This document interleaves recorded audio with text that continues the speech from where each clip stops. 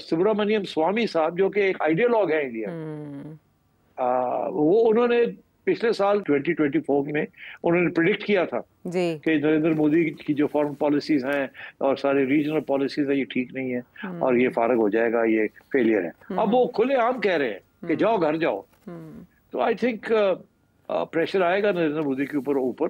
I saw this coming because मेरे लिए और कोई चीज नहीं थी, सिर्फ तारीख का एक सबक था कि अगर आप हारते हैं तो आप सर्वाइव नहीं कर सकते। मैं एग्जांपल देता हूं, आपने 1965 वॉर, क्या हुआ था 1965 वॉर में? 1965 वॉर में हार जीत हुई किसकी किसकी नहीं हुई, मगर एक बात हुई कि अयूब खान साहब को रूस बुला लिया गया और रूस बुला के उनसे एक अग्रीमेंट साइन करवा दी सीज फायर की। और उसमें जुल्फिकार अली भुट्टो साहब जो उस वक्त के फॉरेन मिनिस्टर थे, उन्होंने नाराजगी का इजहार किया। उन्होंने कहा हमें ये नहीं साइन नहीं करनी चाहिए थी हमें ये। तो वापस आए तो अयूब खान साहब के साथ झड़प हो गई। लोगों ने देखा कि भुट्टो साहब नाराज हैं अयूब से, इसका मतलब है अयूब हार गया। और भुट्टो साहब जो हैं वो तस्लीम नहीं कर रहे कि हम जीते हैं।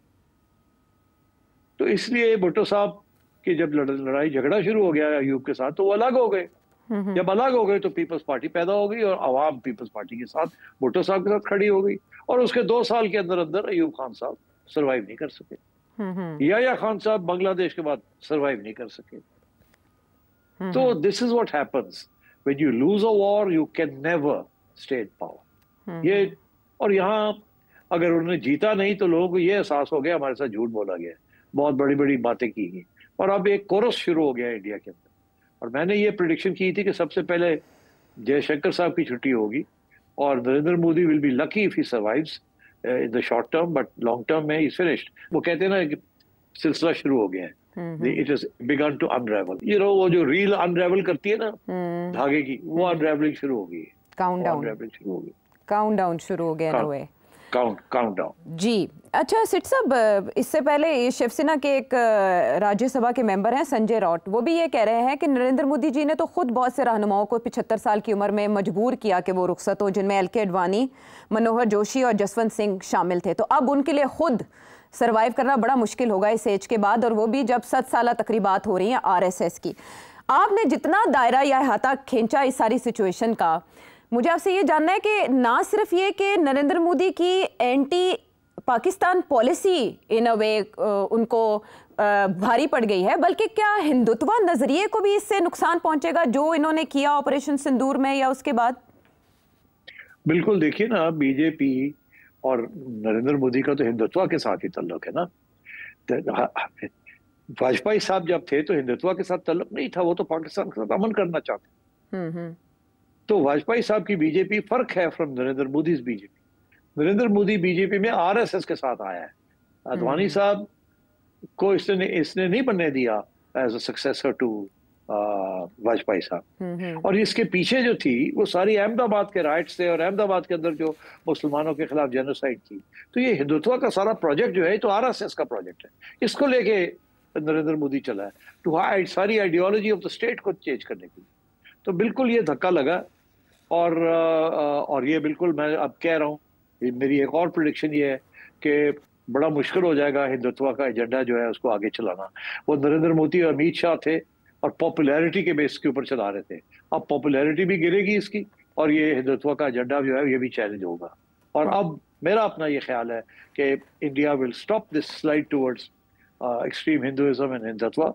इसको बहुत नुकसान हुआ उनको इंटरनेशनली, और ये अब हल्का हल्का वापस सेकुलरिज्म की तरफ जाएंगे, क्योंकि आइन तो अभी भी इनका सेकुलर है, मगर जो पॉलिसीज चल रही थी दे वर डिफरेंट। और अभी सबको पता है इंडिया में कि सब आइसोलेट हो गए हैं, वहाँ अपनी रीजन के अंदर आइसोलेट हो गए, इंटरनेशनली आइसोलेट हो गए। और by the way international community secular community है, वो ना ही रेडिकल इस्लाम ममालिक को एक्सेप्ट करती है, ना ही वो रेडिकल हिंदू ममालिक को एक्सेप्ट करेगी। इसलिए आई थिंक नरेंद्र मोदी का वक्त जो है वो आ गया है और हिंदुत्व का जो एजेंडा है वो भी अब रोल बैक होगा आहिस्ता आहिस्ता। ठीक है, तो सक्सेसर की तलाश आपके ख्याल में, अब एक सर्वे भी पिछले साल हुआ था और उसमें तो अमित शाह टॉप पे थे 25% पॉपुलैरिटी के साथ, लेकिन वो तो कह रहे हैं मैं भी रिटायर्ड हो रहा हूँ। इसका मतलब है बोझ उठाने के काबिल नहीं रहे इस नाकामी का, कोई भी नहीं चाहता कि वो बोझ उठाए। तो सक्सेशन प्लान है कोई बीजेपी में? देखिए, अब बड़ी इंटरेस्टिंग डेवलपमेंट है। सक्सेशन प्लान के ऊपर अब डिबेट होगी।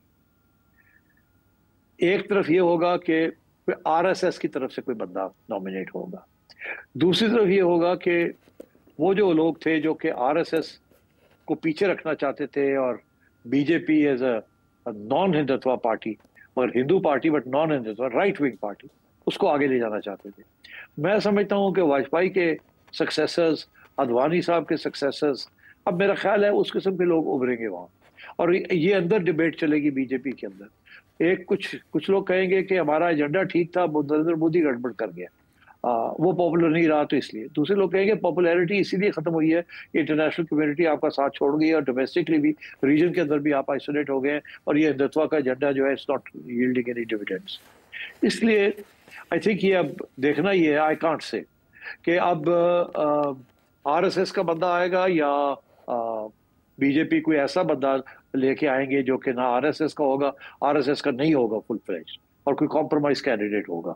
मेरा ख्याल है they will find a younger compromise candidate जो कि लीडरशिप ले सके और बीजेपी को चला सके। बट माय सेंस इज कि BJP will lose the next election जब भी होगी, and Congress will come back in alliance. Okay, तो सिर साहब, ये अभी अगर ऐसा कोई चेंज आता है जो आप देख रहे हैं नियर फ्यूचर में, तो ये जो इनका जो पाकिस्तान सिंड्रोम है, इससे ये बाहर आ सकेंगे अगर क़यादत तब्दील होती है? देखिए, अगर तो क़यादत तब्दील होती है तो फिर मैं समझता हूँ कि अच्छे चांसेस हैं कि पाकिस्तान इंडिया का फिर से एक दफ़ा इनिशिएटिव कोई लिया जाए और बातचीत शुरू हो और कोई नेगोशिएशन शुरू हो फॉर अमन की आशा। बट आई थिंक अभी तो it's too a little far away. But जिस तरीके से चीज़ें डेवलप हो रही हैं, अगर बंदा ने कोई प्रेडिक्शन लॉन्ग टर्म करनी है तो वो यही है कि Hindutva will not survive, Narendra Modi will not survive, RSS will be push back, secular India will slowly come forward, and I think conditions will be created कि पाकिस्तान इंडिया के तल्लुकात 3-4 साल में there may be attempts to improve them। अच्छा, ये बहुत पहले आप कह चुके हैं कि इंडिया सेकुलरिज्म की तरफ वापस जाएगा, जैसे नरेंद्र मोदी जी के इंतहा पसंदाना इकदाम शुरू हुए थे, एक शो में आप ये भी प्रेडिक्ट कर चुके हैं। अच्छा सिर साहब, ऑपरेशन सिंदूर के बाद इसहाक डार साहब ने ये कहा है कि जो पॉलिटिकल लीडरशिप है वहाँ, मिलिट्री लीडरशिप तो मान रही है अपने नुकसानात को, लेकिन पॉलिटिकल लीडरशिप के लिए इसे हज़म करना आसान नहीं है।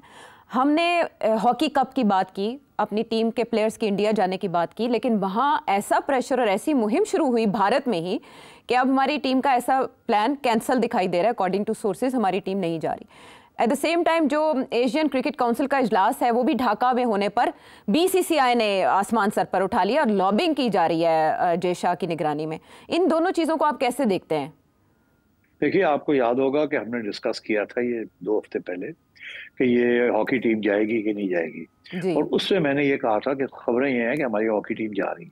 और मैंने ये सवाल किया था कि हॉकी टीम हमने इजाज़त दे दी है हॉकी टीम को जाने की, और इंडिया जो है वो वेलकम कर रहा है कि आए यहाँ हॉकी खेलें। हालांकि क्रिकेट की हमने इजाज़त नहीं दी। वो चाहते हैं क्रिकेट की टीम भी वहाँ आए, मगर हमने इजाज़त नहीं दी। तो ये कैसे हो सकता है कि हमने क्रिकेट टीम को जाने से इनकार कर दिया वहाँ और हॉकी टीम को हम भेज रहे हैं वहाँ? ये व्हाट इज गोइंग ऑन? और स्पेशली जिस किस्म का माहौल है वहाँ सिक्योरिटी का, it's very bad for our teams. जिस किस्म का वहाँ माहौल अग्रेसिव बना हुआ है, ये वॉर के अभी हाल ही में जाना वहाँ, इट्स नॉट राइट। तो अब आप बता रही हैं कि यहाँ रीथिंकिंग हो रही है कि हॉकी टीम को जाना चाहिए, नहीं जाना चाहिए। मैं समझता हूँ इस माहौल में नहीं जाना चाहिए। हालांकि I am the last person in the world कि ये मैं ऐसी बात करूं, मगर बात ये है कि इन्होंने हमें धकेल दिया है इनटू अ कॉर्नर कि ये डबल स्टैंडर्ड सारा वक्त स्पोर्ट्स के अंदर भी पॉलिटिक्स ले आते हैं। तो ये बड़ा मुश्किल हो जाता है, हमारी आवाम भी जो है वो उससे में है यार ये क्या बात है। तो आई थिंक गवर्नमेंट ने अगर ऐसा फैसला किया तो अच्छा फैसला किया कि they will not send the hockey team. It doesn't matter